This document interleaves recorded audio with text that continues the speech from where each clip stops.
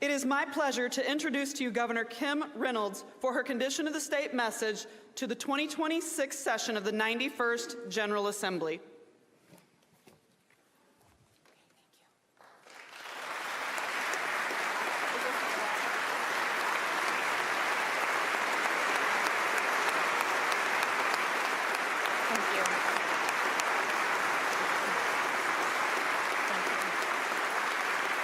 Thank you. Thank you.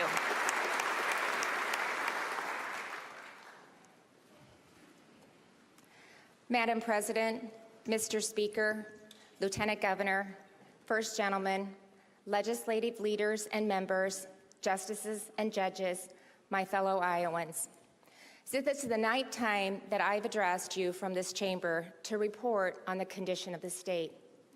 It's a place that has witnessed nearly 2 centuries of Iowa history, moments of crisis and moments of courage, times of uncertainty and times of renewal. Yet through it all, one thing has remained constant: ordinary citizens stepping forward to do the extraordinary work of self-government. Every person in this room is a part of that story.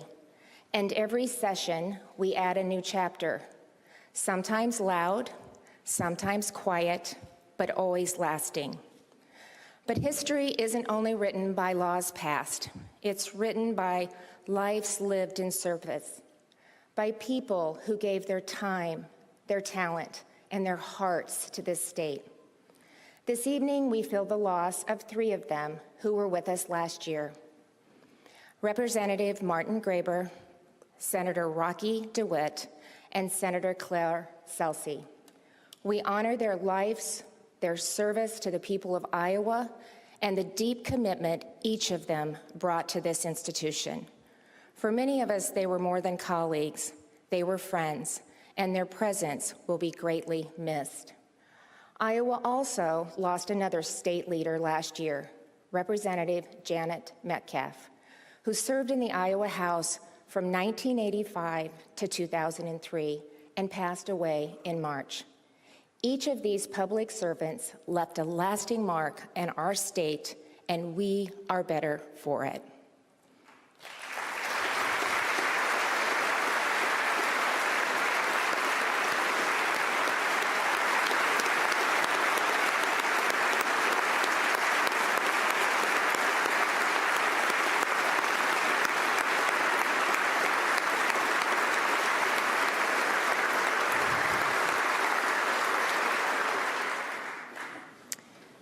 There's no greater calling than service, especially when it asks for the greatest sacrifice. Exactly 1 month ago, well beyond these walls and even beyond our nation's borders, Iowa suffered a different kind of loss, one that reached into every home, in every small town and city neighborhood, and into the very heart of who we are. On December 13th, 2025, a lone gunman with ties to ISIS opened fire on American troops in Syria. 2 of those killed and 3 wounded were Iowans. Our fallen soldiers served their state and their country with honor. As respected leaders, they were models of courage, commitment, and character. And as Americans who answered the call when freedom required it, they showed us the greatest love a person can give by laying down their life for their friends. Staff Sergeant William Nathaniel Howard of Marshalltown had always dreamed of becoming a soldier. He joined the Iowa National Guard at age 17 and served more than 11 years. He stood out not just for his dedication to the mission, but also to his brother and sisters in arms. Above all, Staff Sergeant Howard, Nate, to his family and friends, was a loyal son and brother and a loving husband. He cherished those closest to him with tenderness, humor, and a sincere heart. Staff Sergeant Edgar Torres Tovar of Des Moines was the pride of his parents and a role model to his siblings. He was certain that his purpose in life was to serve his country, and he enlisted in the United States Army after graduating from high school. He was the first in his family to wear the uniform, and in the words of his father, Hugo, he was their hero, and now he's a hero to all of us. Iowans watched with heavy hearts as our fallen made their journey home, and Iowans were with them every step of the way. They were escorted from the Middle East by Iowa Guard soldiers and airmen, including Staff Sergeant Howard's own brother, Staff Sergeant James Rolsgaard, who served on the same deployment. When they arrived at Dover Air Force Base, another group of Iowans was waiting. The 185th Air Refueling Wing Mortuary Affairs Team, ready to care for their own with dignity and honor. When I reflect on the evil that robbed our state of 2 exceptional young men and wounded 3 others, I'm aware that there are no words can right the wrongs of their deaths or make up for the loss of their loved ones. But know this, their service lives on in the families they cherished, in the communities they strengthened, and in the freedoms they helped preserve.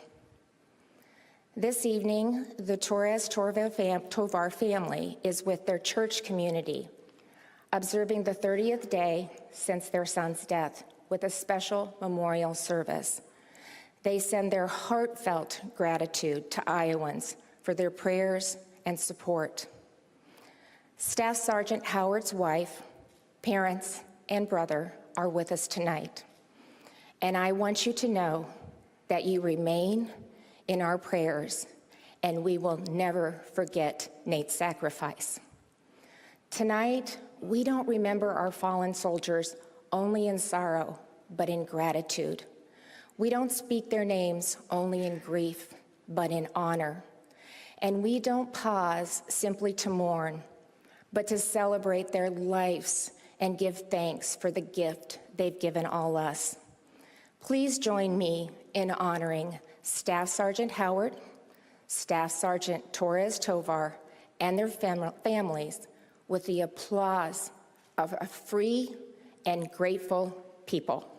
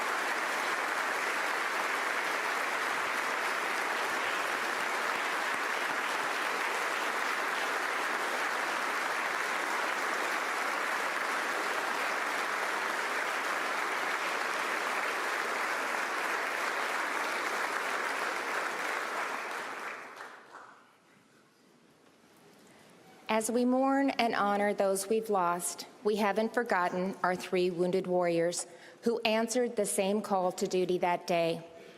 One soldier was treated for minor injuries and returned to his unit where he remains to complete this mission.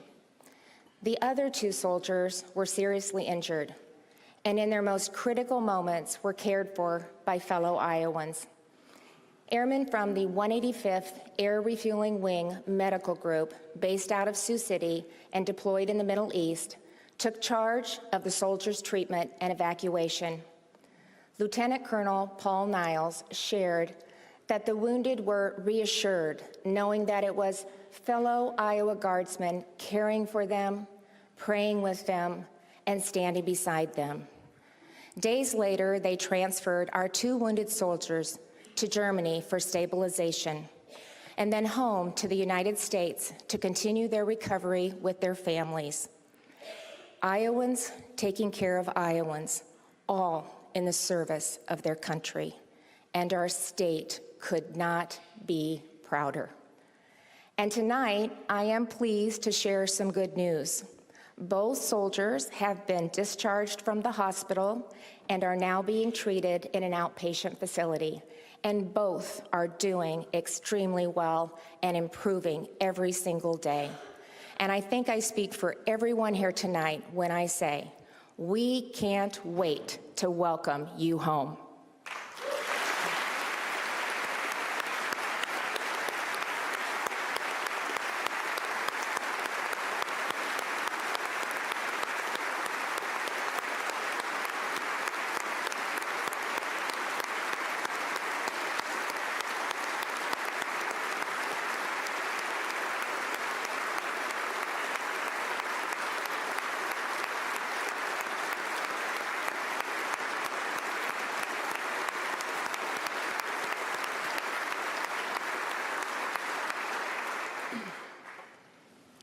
As I've declared every time I've been at this podium, the condition of our state is strong. It's strong in our families, it's strong in our communities, and what we've seen so clearly is it's strong in the men and women who are willing to stand watch for all of us. With 1,800 Iowa National Guard soldiers and airmen currently deployed overseas in support of Operation Inherent Resolve, nearly everyone in our state has a connection to someone serving, whether it's a son or a daughter, a spouse or a parent, a friend, neighbor, or coworker. Our heroes in uniform are on the front lines in the fight against evil. They're the tip of the spear and the center of the shield. And they've done more than we can ever repay. Here at home, their families are serving in their own way, holding the home front steady, carrying on with strength and grace, and looking forward to the day when their soldiers return home. Some of the families of the 2nd Brigade Combat Team, 34th Infantry Division are with us tonight. Will you please stand so that we can thank you for your service too?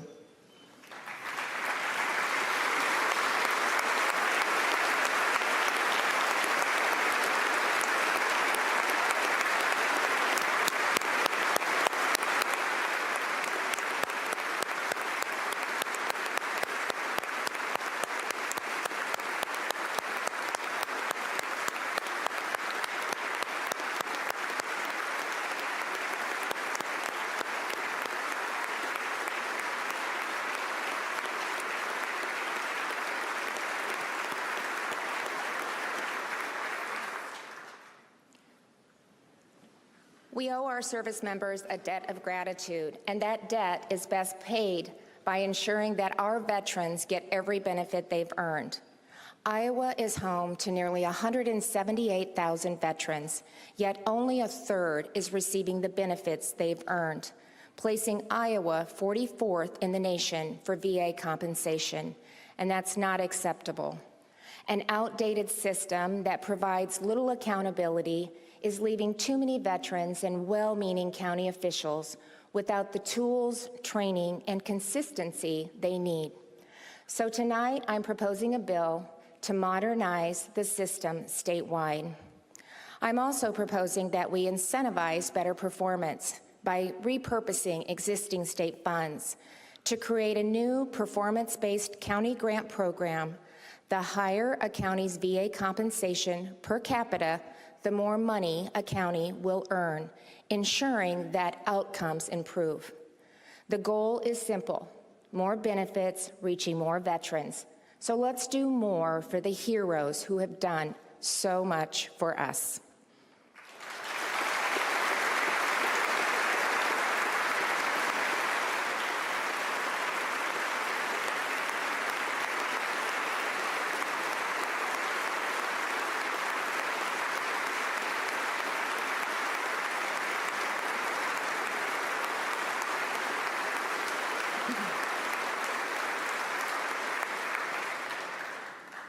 When I first took office in 2017, Iowa's top income tax rate was 8.98%, among the nation's highest. So was our 12% corporate tax rate. Those taxes weren't just numbers on a page. They were eating into paychecks, increasing the cost of doing business, and quietly making life more expensive for Iowa families. So we took bold, decisive action. We eliminated the inheritance tax and taxes on retirement income so families could keep what they'd worked a lifetime to build. We reformed the corporate tax structure and are on our way to a flat 5.5%, making it easier to grow a business and hire Iowans. We enacted a 3.8% flat income tax, so your paycheck goes further. And last year, we cut the unemployment insurance tax in half, which will protect jobs and hold down prices. And I am so proud to say that we've cut taxes more than any other state in the country.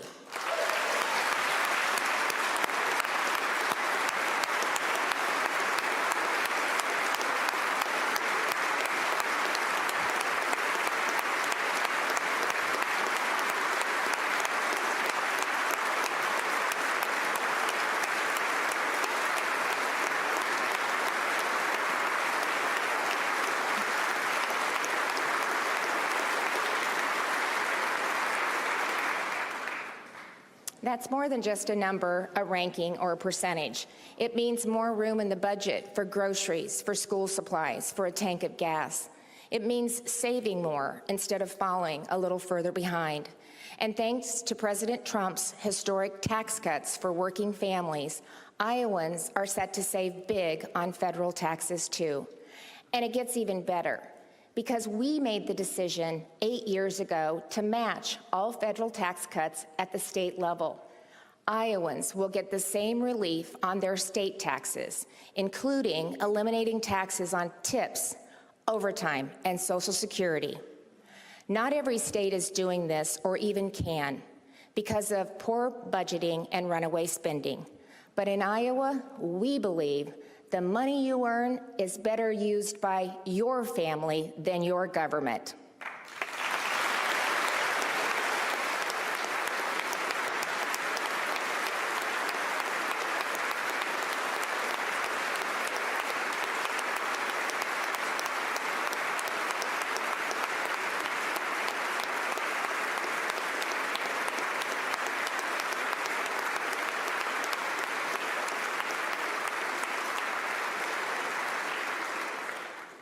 Today, the momentum is real.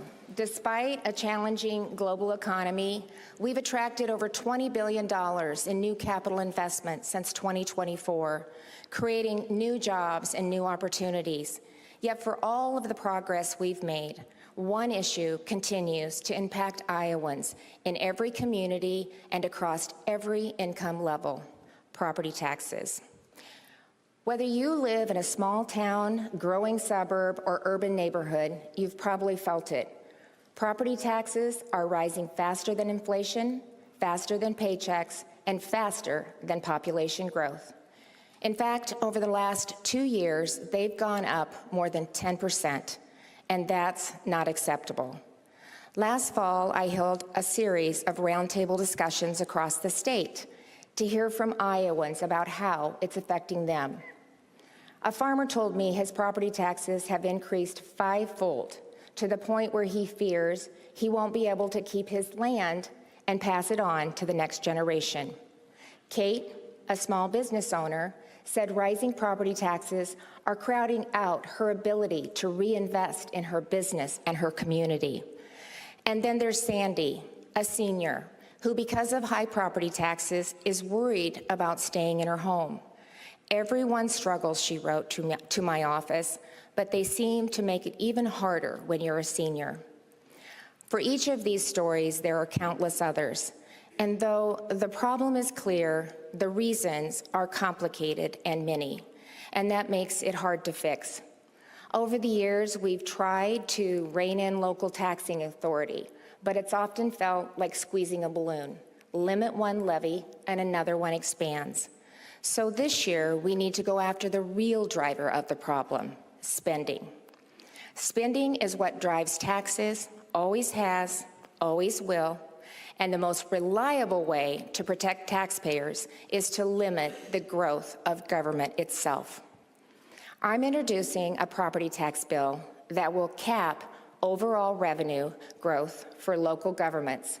That way, they can't grow faster than the families who pay the bills. It's simple but effective. You remember when we were kids, our parents would tell us that money doesn't grow on trees. Well, it's time government learned that too. Wouldn't you agree?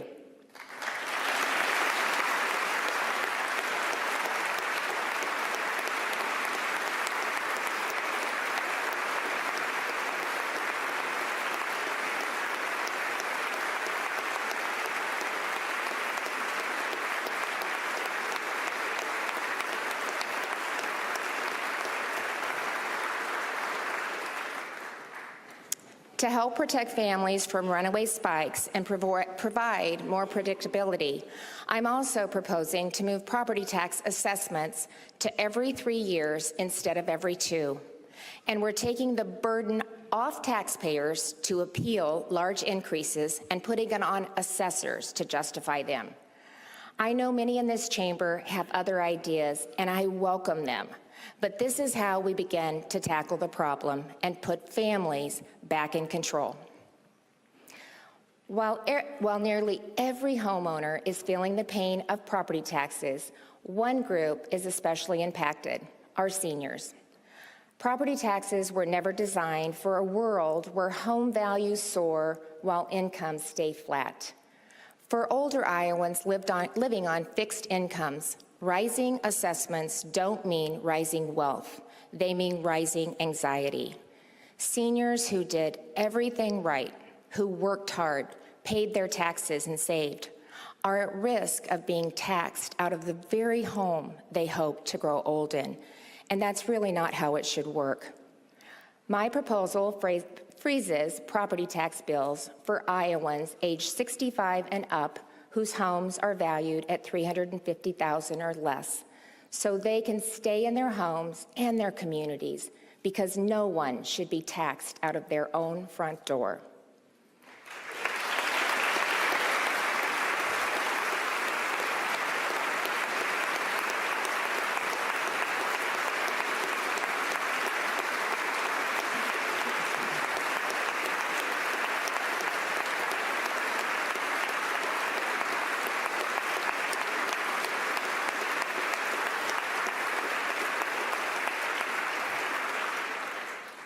Rising property taxes and home prices also leave young Iowans wondering if they'll ever be able to achieve the American dream. And that's why I'm also proposing to create a tax-deductible savings account for first-time home buyers modeled on Iowa's 529 program, so families can contribute years in advance, helping sons, daughters, even grandchildren be prepared for home ownership when the time comes.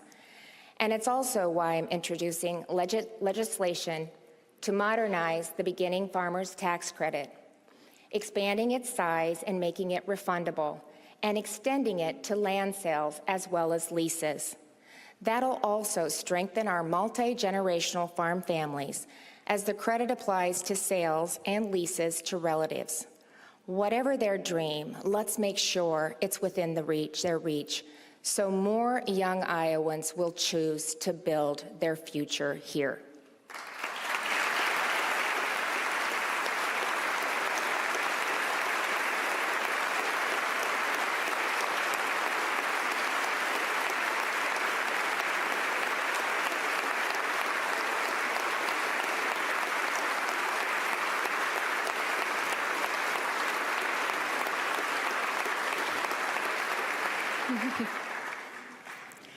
These are important changes, and they need to be made, but here's the truth.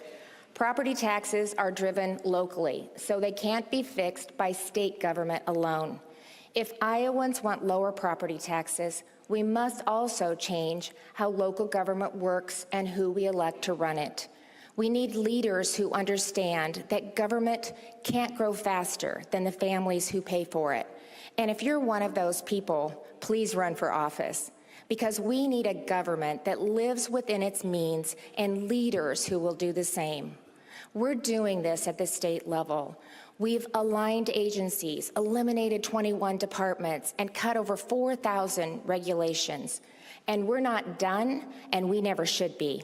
Because businesses and families don't make one budget and call it good. They're constantly finding better ways to save and do more with less. So are we. Today, we're working with some of the biggest names in tech to modernize state systems, drive efficiencies, and improve services.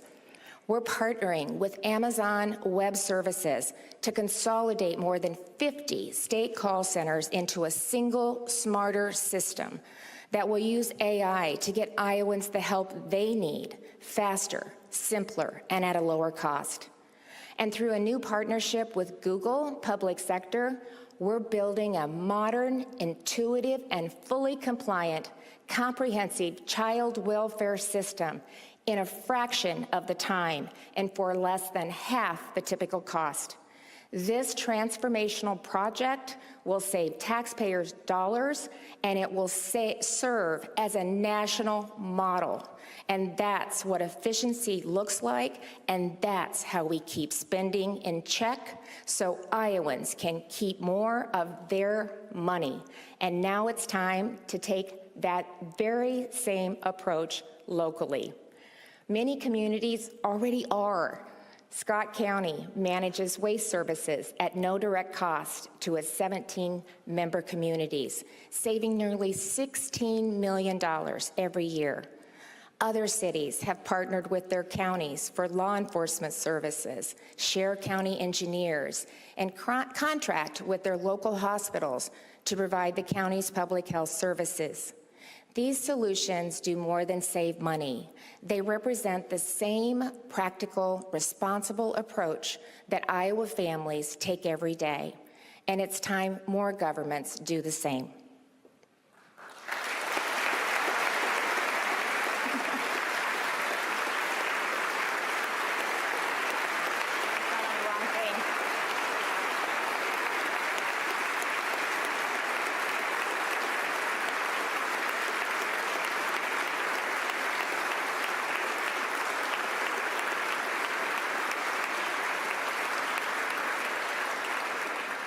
And starting tonight, every Iowan can go online to the Iowa Department of Management's website and see how their city or county is spending their tax dollars.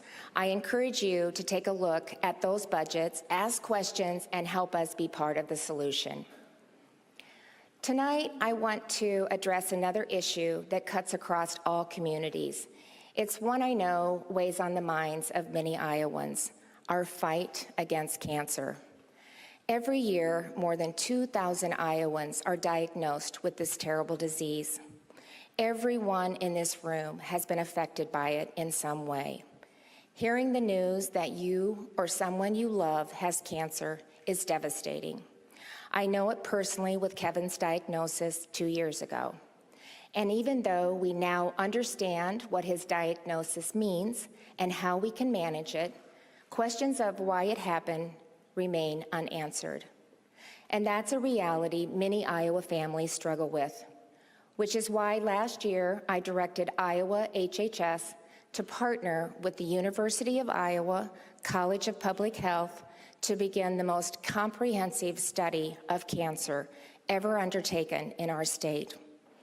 In the coming weeks, the initial findings will be released, but we're not waiting for a report to act, because some of the most powerful tools in the fight against cancer are already clear. When cancer is found early, lives are saved. Unimaginable loss. Breast cancer, caught at stage 1, has a 99% survival rate. Prostate cancer is nearly 100%. At stage 4, however, those survival rates dip below 40%. That's why early detection is so important. It doesn't just change outcomes, it changes lives. And that belief became the personal mission of Joe Garcia of Urbandale. Joe lost his wife, Jennifer, to cancer in 2016. Since then, he's been driven by a vision, a future where every Iowan knows about cancer screening, has access to it, regardless of income, insurance, or zip code, and where no family hears the words, "We found it too late." When Joe and his son, JT, came to my office and shared that vision, I knew it was one Iowa had to help with. Joe, JT, and Mike Schweers, who also lost his wife, Linda, to cancer, are with us tonight. Their advocacy has helped turn awareness into action, and their voices have helped shape the statewide effort we're launching now. Please join me in thanking them for honoring their loved ones by helping protect families across Iowa.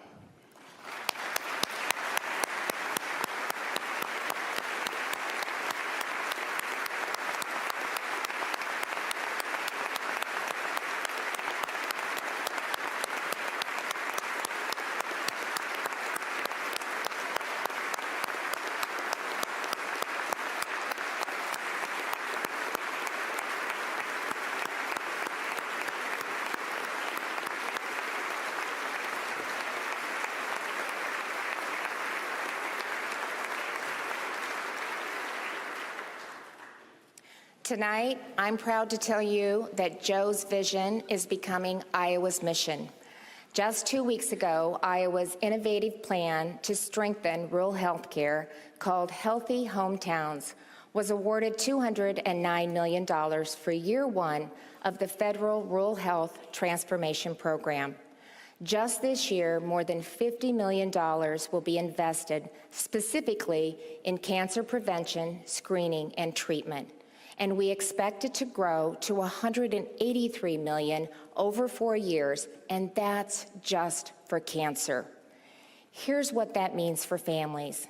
It means a working parent who can get a mammogram and a follow-up MRI before a lump becomes a diagnosis.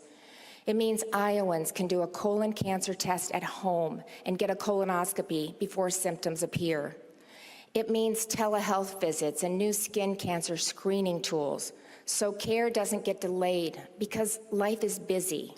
It means routine prostate exams, catching cancer while it's still treatable. And it means radon testing and mitigation so families aren't unknowingly exposed to the second leading cause of lung cancer in their own homes. We're making early detection the norm, not the exception, replacing fear with hope and making sure that if families hear the word cancer, they also hear, we caught it early and we can treat it. That's how lives are saved, and that's what Iowa is building right now.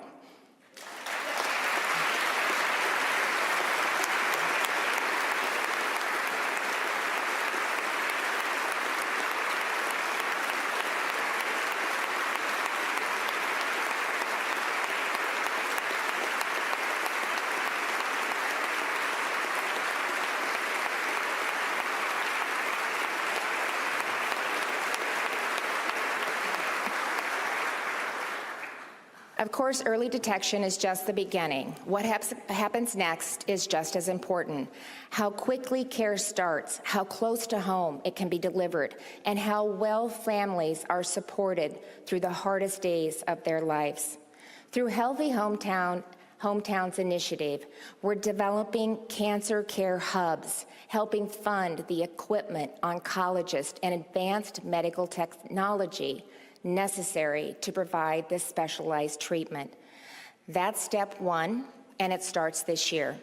Then we'll complete this hub and spoke model by opening satellite clinics in outlying communities where patients can get a routine cancer care even closer to home. This effort expands on our proven Centers of Excellence program, which has increased access to maternal health care in rural Iowa. Now, with a strong foundation in place, we can move faster, go further, and truly transform care by expanding the model to cardiovascular care and mental health will not only improve care, will help Iowans get healthier, live healthier, and stay that way. Our Healthy Hometown Plan also supports communities in creating local care teams who together provide primary care and chronic disease management for their patients, and ideally locate all providers within one building. Consider what it would be like if a patient with diabetes, heart disease can see his primary care provider for a routine visit, then meet with a dietitian to create a personalized meal plan, discuss his medications with a pharmacy tech, and consult with a care navigator about his health goals, all in one afternoon and at one location. It would be transformational, and it's all within reach right now. As soon as our plan was submitted, we moved into action, opening applications and engaging the medical community, resulting in over 250 proposals from across the state. And by the end of this month, we'll begin awarding contracts, turning this investment into life-saving treatment. And this is how transformation begins, not with talk, but with action.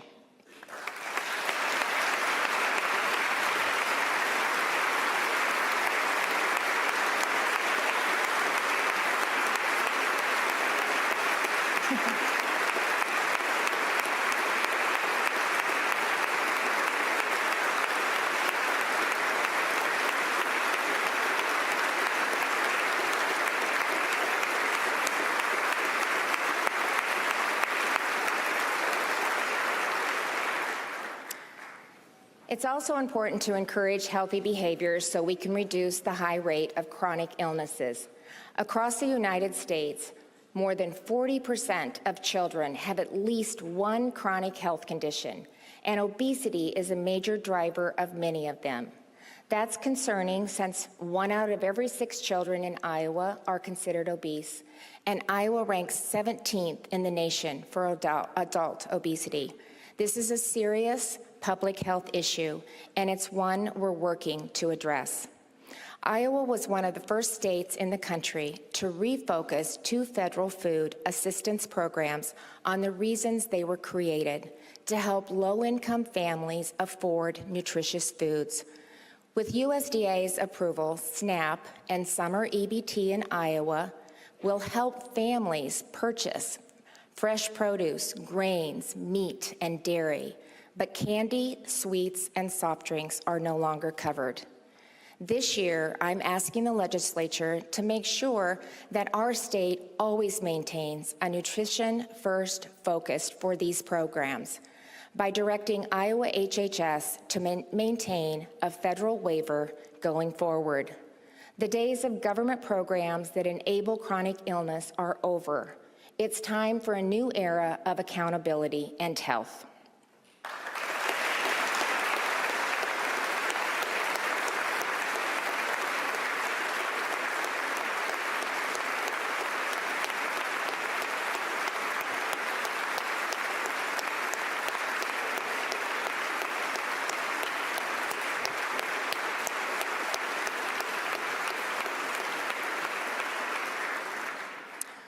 I'm also requiring physicians take nutrition classes as part of their continuing medical education, so more Iowans have access to the information they need to make informed dietary choices.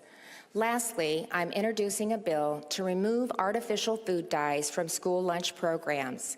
Studies show these chemicals, which provide 0 health benefits, contribute to behavioral issues.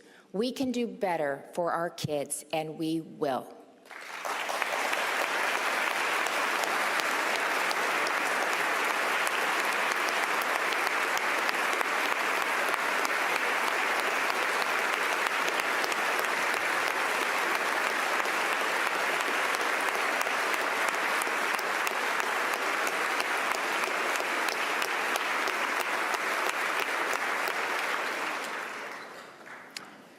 For the last 9 years, one principle has guided our work in education: putting students first. That has meant focusing on what actually improves outcomes: early intervention, strong instruction, clear accountability, and real options for families. We focused on evidence-based literacy instruction, training teachers in the science of reading, identifying struggling readers earlier, and giving parents clear tools and choices to help every child master the most important skill they'll ever learn. We strengthened accountability, expanded work-based learning, and focused our system on real student growth, not paperwork. And last year, we applied the same evidence-based principles to math instruction. We also gave teachers the largest raise in state history because attracting and retaining great teachers is essential to strong schools. And when the pandemic disrupted learning, Iowa kept classrooms open, prioritized stability and mental health, and helped fuel one of the fastest recoveries in the nation.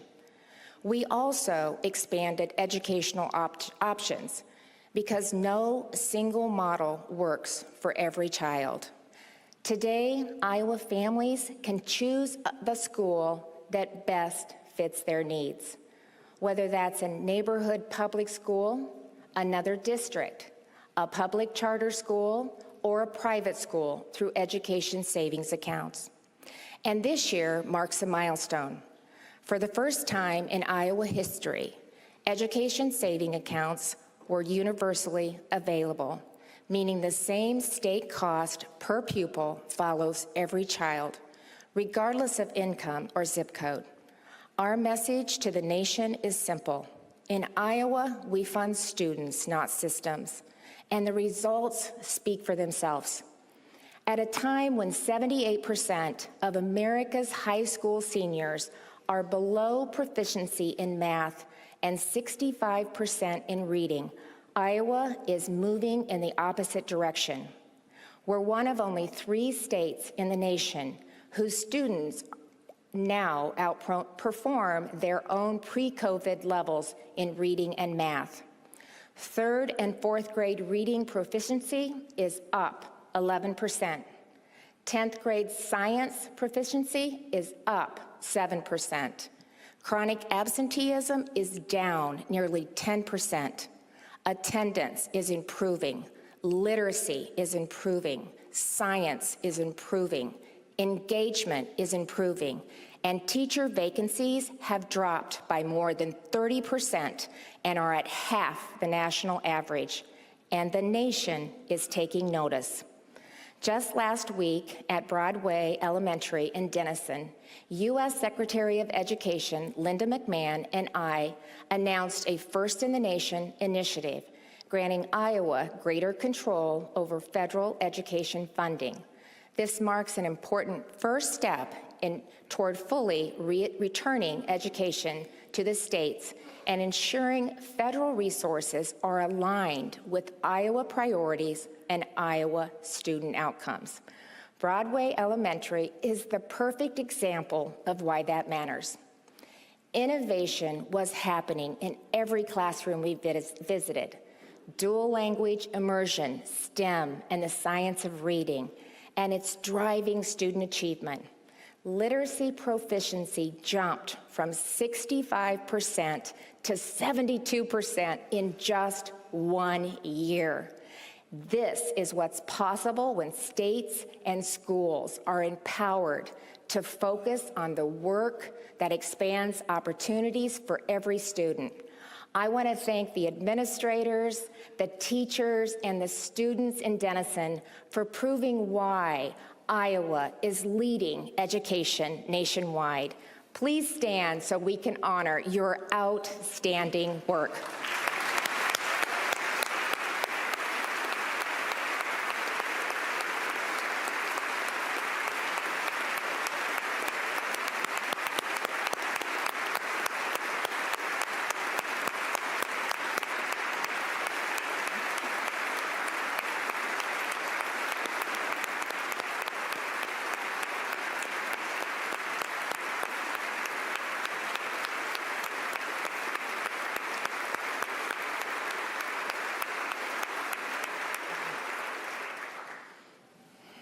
All of this happened because Iowa made a clear decision to put students first. That's reflected in the laws we pass, the standards we set, and the priorities we fund. And it comes to life in our classrooms, where teachers meet kids where they are, believe in what they can become, and do the quiet, everyday work that changes lives. To every educator who puts students first, thank you for shaping Iowa's future.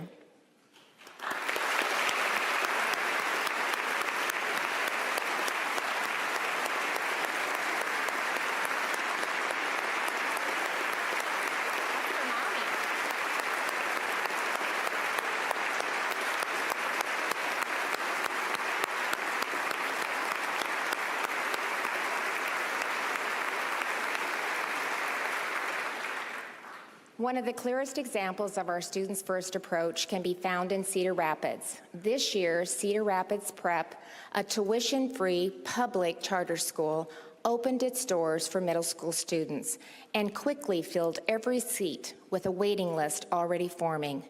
Demand has been so strong that plans are already moving forward to expand the school, adding grade levels and a new facility to serve even more families. Some have described that success as a problem, not because students are struggling, but because enrollment shifts mean that some traditional public schools may need to adjust staffing or facilities. In other words, the concern is not about how children are doing, it's about how systems are changing. And that's the wrong way to look at it. If parents are choosing a school because they believe it's working for their children, that's not something to resist. That's something to celebrate. When a school meets the needs of families, that's progress. And Cedar Rapids is not alone. Other public charter schools are seeking to open across the state next year, bringing even more options to families who want them. Choice doesn't weaken our commitment to public education. It strengthens it by making every school focus on what matters most, the students in front of them. That's why I'm proposing a bill to ensure per-pupil funding truly follows the student, so that every public school student receives equal support no matter which public school they attend. Because equity isn't just about funding, it's also about access. My proposal will ensure that public charter school students have access to concurrent enrollment and extracurricular activities, just like students in traditional public schools. Every student deserves access to college credit and activities, not because of where they attend school, but because they are an Iowa kid. And that's what education is about in the end. Not programs, not politics, but students. Iowa will remain a state that puts students first, and we will never look back.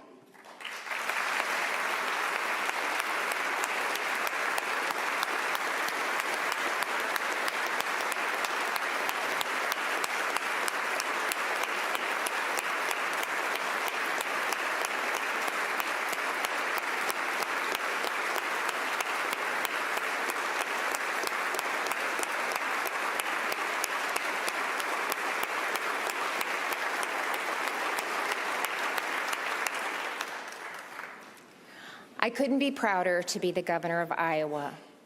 Across every one of our 99 counties, our people are hardworking, independent, and strong. They believe in responsibility, in community, and in leaving things better than they found them. Serving you has been one of the greatest privileges of my life. And as I enter into my final legislative session as governor, I do so deeply grateful, fully committed, and determined to finish strong. There will be time to look back and time to say thank you. But tonight, our focus is forward on what still needs to be done and on doing it together. Because every person in this chamber came here for the same reason, to do what you believe is right for the people of Iowa. We may disagree, we have disagreed, and we will disagree again. But those disagreements have always been rooted in conviction, not indifference, and in a shared belief that Iowa is worth fighting for. And that's what this session must be about. Not politics, but people. The people who sent us here. The families trying to make ends meet. The farmers weathering uncertainty. The veterans who served us. The students preparing for their future. The seniors who want to stay in their homes. And the young Iowans who are looking to buy their first home. The small businesses and communities that form the backbone of our state. So let's meet this moment the way Iowans always have, with honesty, with humility, and with a willingness to work together. Let's solve real problems, deliver real results, and let's leave Iowa stronger than we found it. The condition of our state is strong, and with the work we do here together, its future will be even stronger. So thank you, God bless you, and God bless the great state of Iowa. Thank you.